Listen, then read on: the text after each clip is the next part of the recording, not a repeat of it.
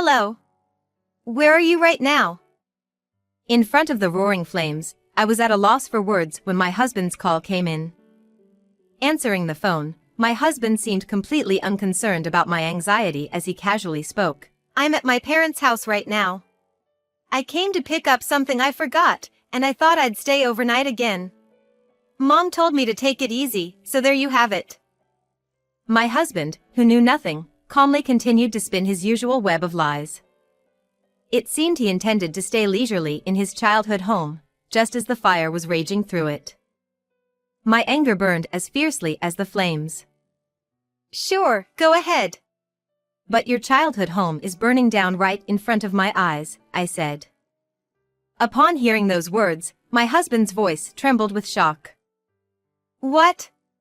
What do you mean? My name is Esmeralda, a 31-year-old homemaker. I left my job in the apparel industry after getting married, a job I had enjoyed immensely, surrounded by cute clothes. However, marriage is about compromising with your spouse's wishes. Ideally, I would have preferred both of us working, but my husband insisted I focus on being a homemaker, so I had no choice. Now, I spend my days leisurely doing housework. It can be a bit boring at times, but finding joy in trying out new recipes is up to me. My husband Griffin is 35 years old, older than me, and works for a major trading company. He exudes cleanliness and confidence, always appearing composed. I really liked his demeanor.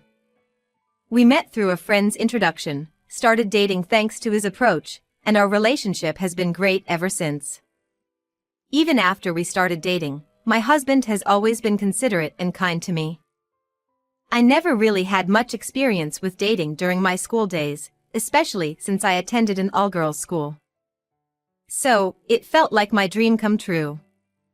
Our relationship continued for 2 years, and considering our ages, we decided to get married.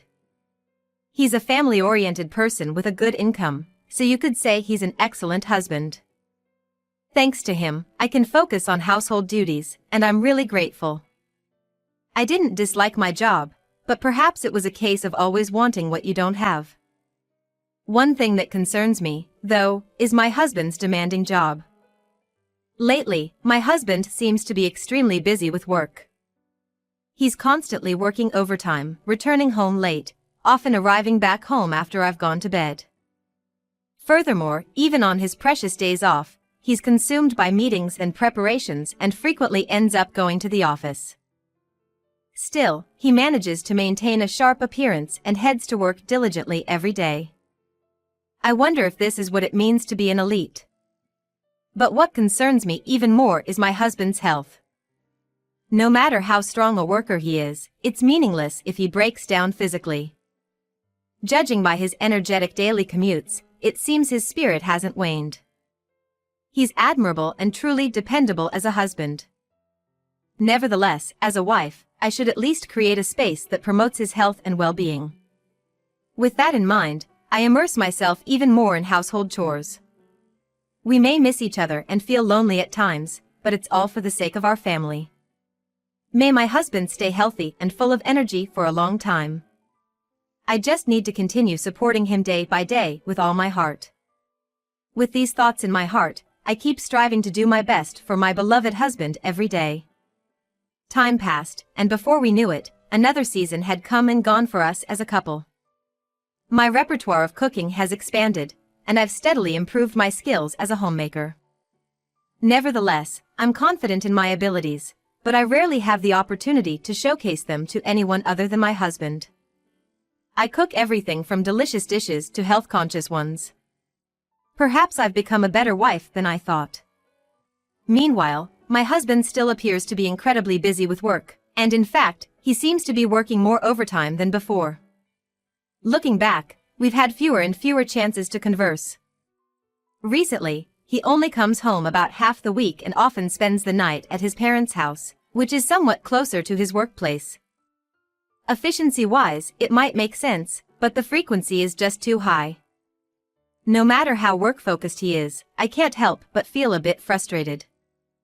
Moreover, his notifications about staying at his parents' house always come right before he should be about to return. I sigh, hoping he could at least give me a heads up by late afternoon. Surely, his parents must also find it inconvenient. I do have worries in that regard, but I find it somewhat burdensome, so I haven't reached out. The reason for my reluctance is simple. My mother-in-law, Hattie, doesn't like me. The cause is straightforward and unchangeable. It's related to my educational background. My husband is highly educated, and I'm just a high school graduate. This seems to irk my mother-in-law. Indeed, my husband, with his degree from a respectable university, is a source of pride for her. However, we chose to marry each other without letting educational backgrounds dictate our love. She never understood that, and every time we met, she would constantly make snide remarks about me. We grew distant over time, becoming stressors for each other.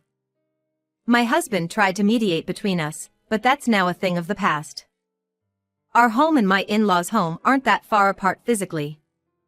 Nevertheless, I had come to realize that my relationship with my mother-in-law had become quite distant. If I'm told to stay at such a place, I can't easily interject with anything. That's because I don't want to hear complaints from my mother-in-law anymore. While there are frustrations, there's no need to escalate things. I just wish for just a bit earlier communication. With these thoughts in mind, I tidy up the dinner I had prepared. I thought today's ginger pork turned out well. But before I knew it, I'm sighing repeatedly. Still, if it makes my husband's life easier, I'll try to change my mindset. I tell myself that every time and spend my time in the living room. I hope he comes back tomorrow. For that, I'll plan another delicious meal. This routine continued for a few months until one day, I received a call from my friend Anaya. She's my closest friend and we've known each other for 10 years.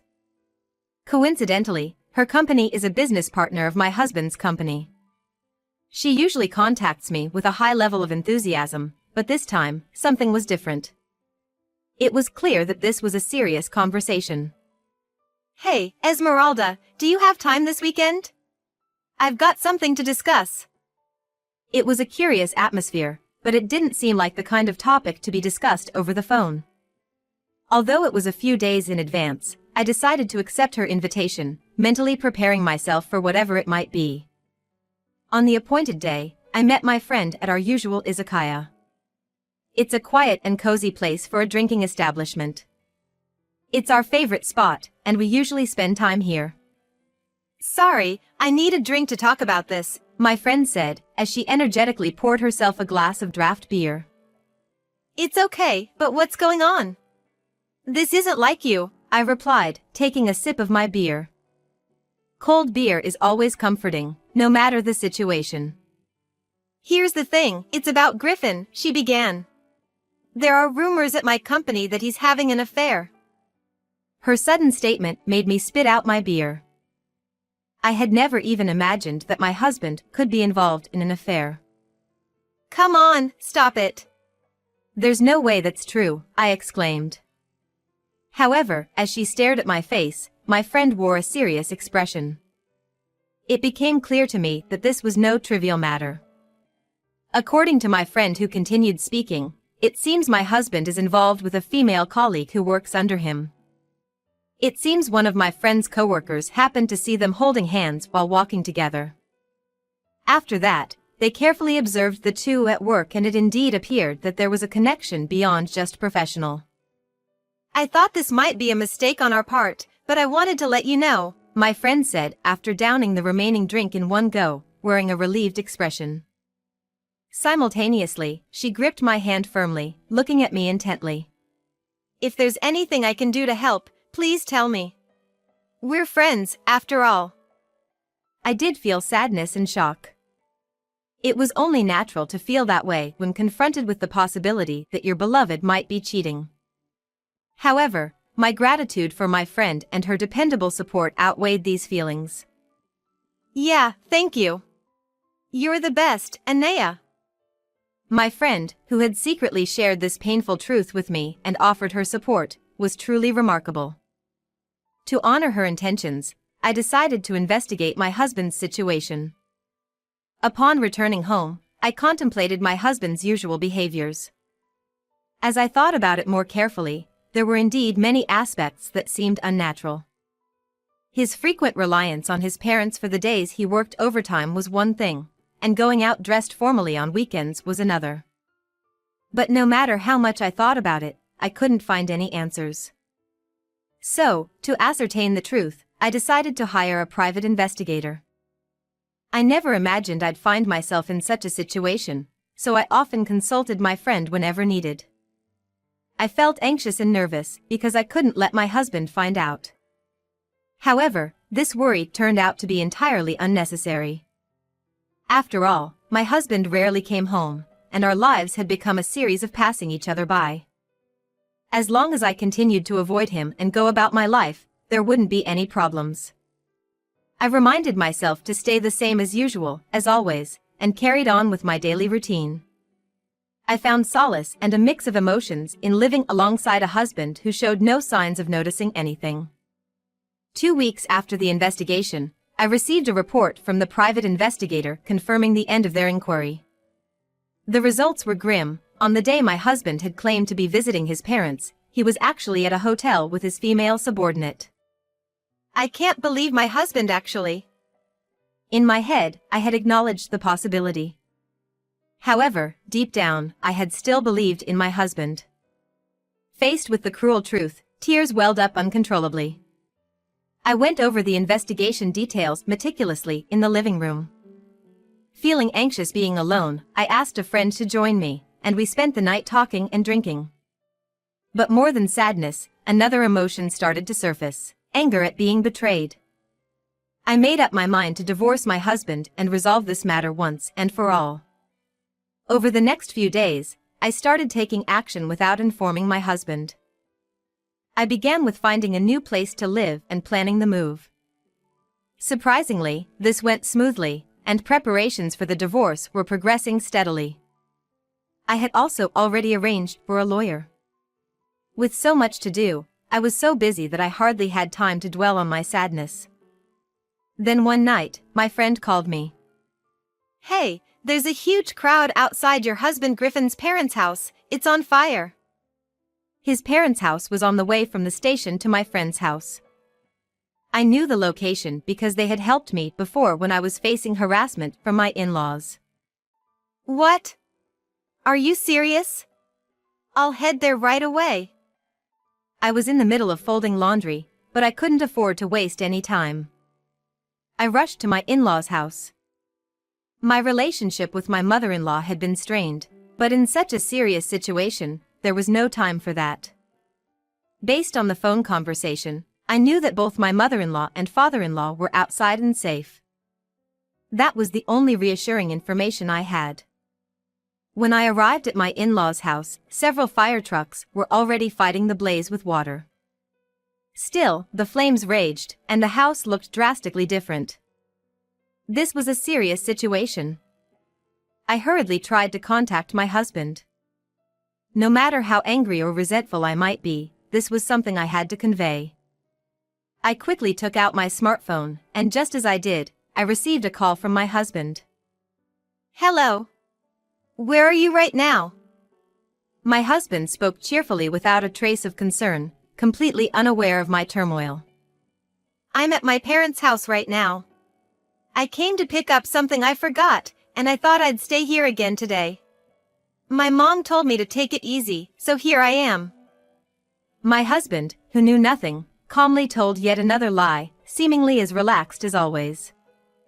It seemed he was planning to leisurely stay at his parents' house amidst this blazing fire. "Sure, go ahead. But your parents' house is on fire right in front of me." Upon hearing those words, my husband's voice trembled, and he sounded frantic. "What? What do you mean? Oh, I forgot to mention. I won't be returning to that house anymore. I'll send you the documents soon, so fill them out properly. Well then, give my regards to your affair partner." With those words, I turned off my smartphone. "If you're in trouble, rely on me." It was an emergency situation, but I was used to this by now. I nodded to my friend's smile, then returned home to collect my belongings. I could now enter my new place, and that's where I started my new life. The fire apparently originated in the kitchen. It seemed my husband had forgotten to turn off the stove after frying something. My in-laws hurriedly arrived, joining my husband. They had lost their place to live, so they ended up staying overnight at the house we used to live in. However, when they arrived home, I was nowhere to be found. When they asked my husband what was going on, they received an ambiguous response. My mother-in-law then sent me a message. "Hey, Esmeralda. Why aren't you here? I'm already at your place, so hurry back. You'd better entertain me." The messages were aggressive from the very first one. It was futile to explain to her that I wanted a divorce because of my husband's affair. "A high school graduate bride like you should accept a man's infidelity." Other messages followed, criticizing me for his infidelity and more. I realized that trying to engage with her was pointless. So, I decided to ignore my mother-in-law completely. On the other hand, my husband bombarded me with apologies through messages. Of course, I also ignored those and chose to watch how things would unfold. I knew the lawyer would handle the rest. In the days that followed, the lawyer I had hired sent divorce papers and documents regarding alimony to my husband. It seemed my judgment had been correct. This lawyer was exceptional and well-versed in this type of correspondence.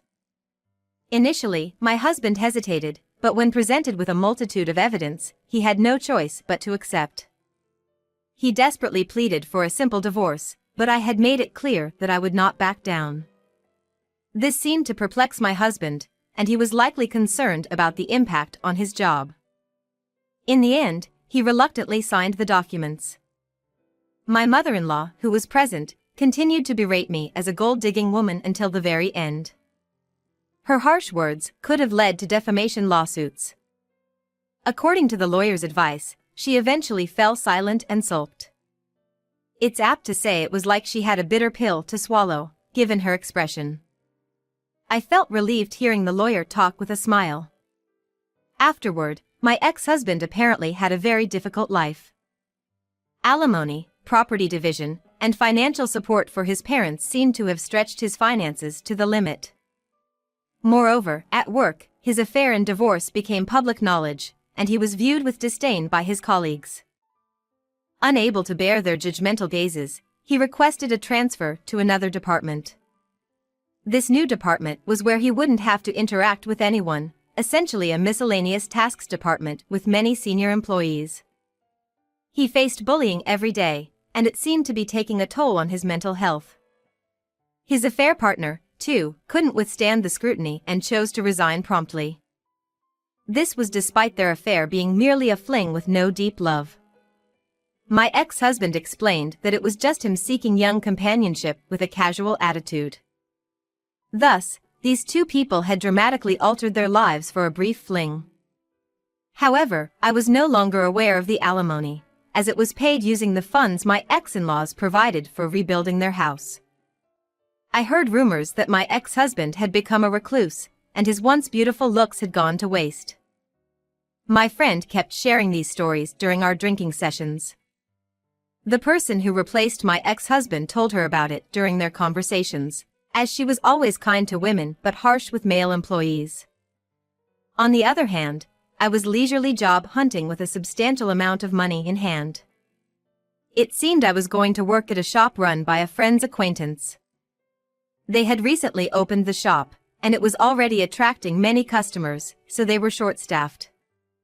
They learned about my experience and invited me to join them. The shop had a calm and pleasant atmosphere.